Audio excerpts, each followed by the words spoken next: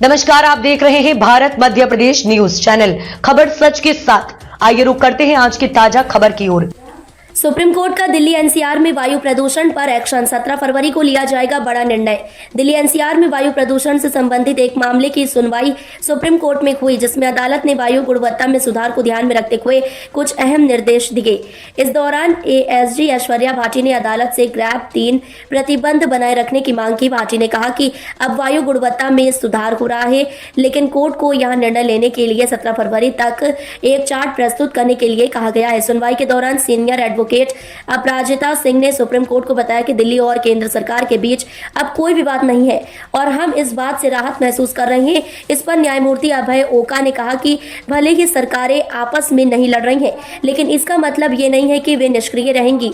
क्या है ग्रैप 3 और इसके प्रभाव? सुप्रीम कोर्ट में सुनवाई के दौरान एएसजी ने बताया कि grab 3 graded response action plan प्रतिबंधों के तहत दिल्ली में विभिन्न निर्माण और खनन गतिविधियों पर प्रतिबंध, साथ ही कुछ अन्य जन परिवहन प्रतिबंध लगाए गए थे। इन प्रतिबंधों का उद्देश्य वायु गुणवत्ता को नियंत्रित करना था। ग्रैप के 4 स्तर होते हैं जो वायु गुणवत्ता सूचकांक AQI के आधार पर लागू होते हैं। ग्रैप 1 जब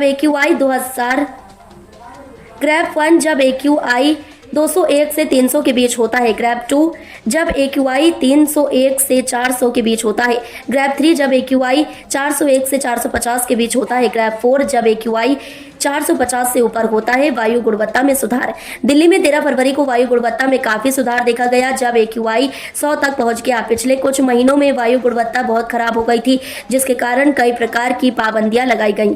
विशेष रूप से जनवरी में ग्रैप 3 लागू किया गया था, लेकिन अब वायु गुणवत्ता में सुधार को देखते हुए इसे हटा दिया गया है। सुप्रीम कोर्ट ने इस मामले में आगे की कार्रवाई के लिए 17 फरवरी तक ग्रैप 3 के बारे में रिपोर्ट देने का निर्देश दिया है।